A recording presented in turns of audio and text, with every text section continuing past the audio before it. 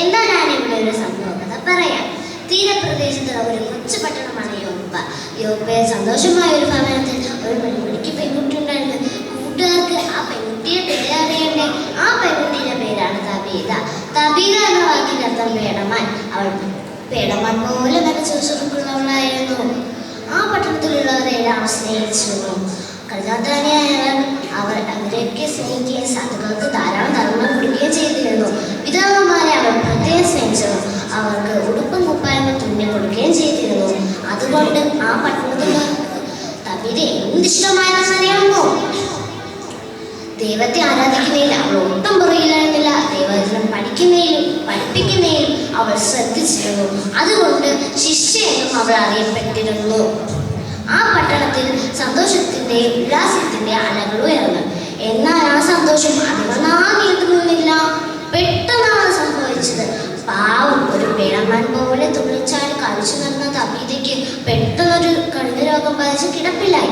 ഇതറിഞ്ഞ എല്ലാവരും ഓടിയെത്തി അവൾക്ക് വേണ്ടി പ്രാർത്ഥിച്ചു. എന്നാൽ കഷ്ടം, അവൾ മരിച്ചുപോയി. ആളുകൾക്ക് അത് താങ്ങാൻ കഴിഞ്ഞില്ല. അവർ മാളത്തടിച്ച് നിലവിളിച്ച് കരഞ്ഞു. അവരുടെ ബന്ധുക്കൾ ശരീരത്തെ കുളിപ്പിച്ചൊരു മാളിക മുറിയിൽ കിടത്തി. അവൾ ചിരിച്ചിരുന്നപ്പോൾ ചെയ്ത നല്ല കാര്യങ്ങൾ പറഞ്ഞ് കരഞ്ഞുകൊണ്ടേയിരുന്നു. അവൾ തുന്നിക്കൊടുത്ത കുപ്പായമായാണ് അധിക വിധവന്മാർ അവിടെ വന്നത്. പെട്ടെന്ന് ആൾക്കൂട്ടത്തിൽ നിന്ന് ഒരാൾ ഓടി വന്ന് പറഞ്ഞു, മരിച്ച 4 ദിവസമായി നാറ്റം വെച്ച ലാസറിനെയും യായിറോസിന്റെ മകളെയും ഉയർത്തിയ യേശുവിന്റെ ശിഷ്യനായ പത്രോസ് അടുത്തുള്ള ലുദ്ദ എന്ന പട്ടണത്തിലുണ്ട്. പിന്നെ ഒട്ടും താമസിച്ചില്ല. 2 പേർ പോയി പത്രോസിനെ വിളിച്ചു കൊണ്ടുവന്നു. പത്രോസ് അവിടെ ചെന്നപ്പോൾ കണ്ട കാഴ്ച സങ്കടകരമായിരുന്നു. തബീത തുന്നിക്കൊടുത്ത കുപ്പായവുമായി വിധവന്മാർ പത്രോസിന്റെ ചുറ്റും കൂടി നിലവിളിച്ച് കരഞ്ഞു. ഇതെനിക്ക് തബീത തുണിത്തതാണ്, ഇതെനിക്ക് തബീത തുണിത്തതാണ് എന്ന് വിളിച്ച് കരഞ്ഞു. ദുഃഖിതനായ പത്രോസ് എല്ലാവരെയും സ്നേഹത്തോടെ പുറത്തിറക്കി. എന്നിട്ട് ആ മാളിക മുറിയിൽ എന്നിട്ട് ശവശരീരത്തിന് നേരെ തിരിഞ്ഞു. തബീത എഴുന്നേക്ക. ഹായ്, എന്തൊരു അത്ഭുതം! തബീത ഉറക്കത്തിൽ നിന്ന് എഴുന്നേറ്റതുപോലെ എഴുന്നേറ്റിരുന്നു. പത്രോസ് കൈ കൊടുത്ത് അവളെ എഴുന്നേൽപ്പിച്ചു നിർത്തി.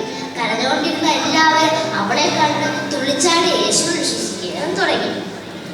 ഈ സംഭവം വളരെ വേഗം പട്ടണം മുഴുവൻ അറിയുകയും അനേകർ ദൈവത്തിൽ വിശ്വസിക്കുകയും ചെയ്തു. പ്രിയ കൂട്ടുകാരെ, തബീത ജീവിതം മുഴുവനും മനുഷ്യരെ ദൈവത്തെയും പ്രസാദിപ്പിച്ചു. അവൾ മുഖാന്തരം അനേകം യേശു വിശ്വസിക്കുകയും ചെയ്തു. അതുപോലെ നാമോ യേശു വിശ്വസിക്കണം. യേശു നമുക്ക് തരുന്ന ആയുസ് മുഴുവൻ യേശുവിന് കൊടുക്കണം. യേശുവിനെ സേവിക്കാനും ആരാധിക്കാനും നല്ല ഉത്സാഹമുള്ളവരായിരിക്കണം.